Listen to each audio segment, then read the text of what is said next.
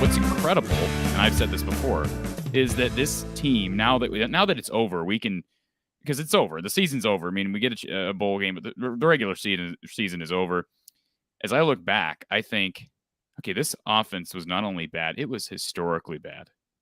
It was historically bad, and it never got much. It didn't really get any better. I mean, it got, those last 4 games, they started to run the ball a little bit better. It looked like the interior of the line, started to mesh a little bit better. They were healthy and whatnot. But for an offense that's this porous, to win 10 regular season games and to win the West title is incredible. And it's just absolutely incredible. And I give a lot of credit to Phil Parker, and I give a lot of credit to LeVar Woods, and I give a ton of credit to the players, because they found a way to win so many games. The schedule was not as hard as we thought it was going to be. To your point, and you read off the total offense rankings from the past 10 to 15 years, and I don't put stock in those rankings to the point that they're gospel truth, but it's a strong indicator as to what's going on. And when you are ranking 80th or 90th most seasons, I cannot believe that Kirk's not looking at that, knowing those numbers better than we do, and saying we have to change something. Functionally, something is not working here. We need to change how we recruit, develop the scheme, the something. Something has to change. I just said that on Sunday, and I don't push the panic button over anything, but I said it Sunday to Don, and I don't know that Don completely agrees with this, and obviously he knows more than I do, but I think it's time to overhaul this offense. I mean, it's not working. This outside zone stuff that we're trying to run, it doesn't work against anybody anymore. I don't know the last time Iowa ran the outside zone effectively against anybody. Somebody bring it up. I mean, I know that's simplifying it. No, it's it's much more complex than that. I don't think it is. And so, and holy cow, I know Aiden Hutchinson's good, but I watched Jack Plum and Mason Richmond. It wasn't just one guy. It was the entire offensive line just look terrible. And they're not, again, these are good kids. I'm sure they're working hard, and I'm not blaming them. There's coaching and I think philosophy issues right now with the offense. Now, some people want to blame the departure of Chris Doyle. I don't necessarily buy into the fact that it's a strength issue. There are technique issues with the Iowa's offensive line, and I saw that a lot on Saturday. So I don't know. I don't know where you go. I think philosophy needs to be looked at. Somebody asked us on the show this weekend, does Iowa need to make a change with personnel, or do they need to make a change with philosophy? And I think the answer is philosophy, because personnel is not going to change. So why do we even talk about it? What's the point of talking about? And as we continue to look at the rankings, the offensive numbers from the past 23 years, they've never been good. I mean, that's just a fact. And I've been critical of Brian Ferentz, but they've never been good. So what's the common denominator there, Mark? In the 23 years, we had 3 different offensive coordinators. I mean, it's just is what it is. I'm not trying to knock anybody. I love Kirk Ferentz, but the common denominator is we have crappy offenses here. So there's going to always be a ceiling. Okay, there's going to always be a ceiling. It's like in 2015, the schedule just worked out perfectly.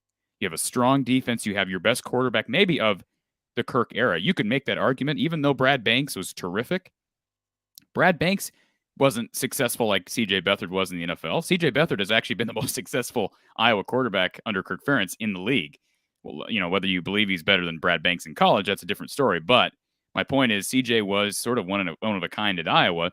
You go 12-0, you compete, and you're that close to making the playoff, and then you go to the Rose Bowl and get absolutely pounded when you go up against a team with more athleticism and just, again, explosiveness that Iowa never has had. So I think it comes down to Kirk's not going anywhere right now, nor am I encouraging that he leave.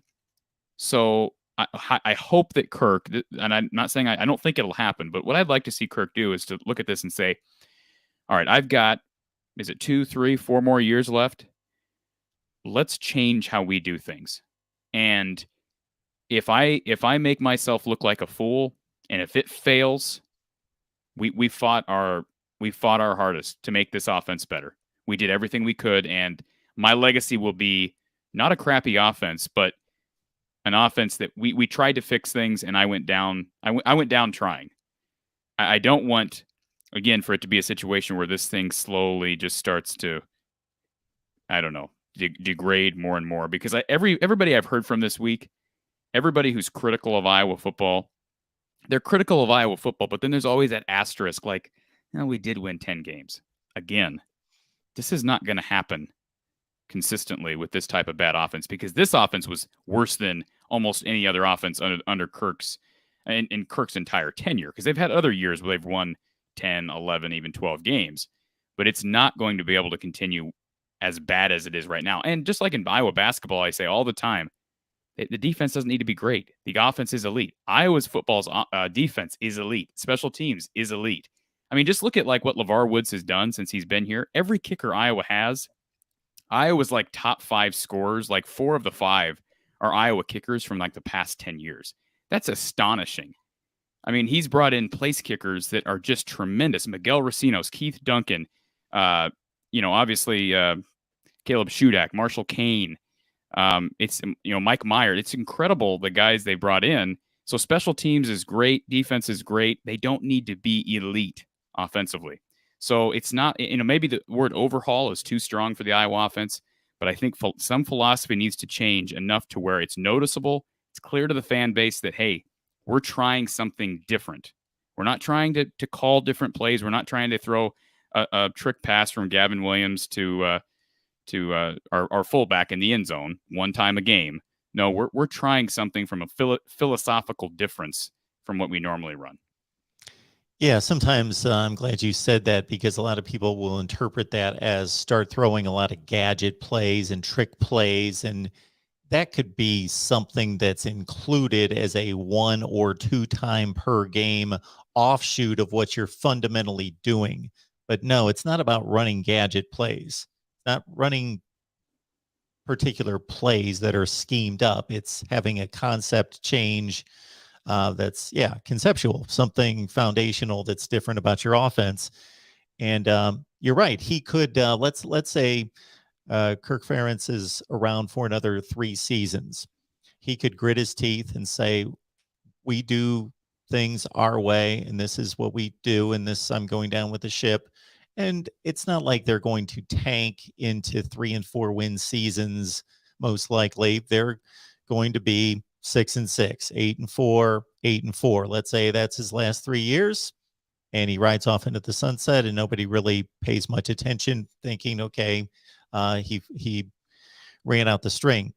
But I think people would respect him. People that really know football certainly would, and then even people that are just reasonable would respect him for wanting to evolve and change and try something different.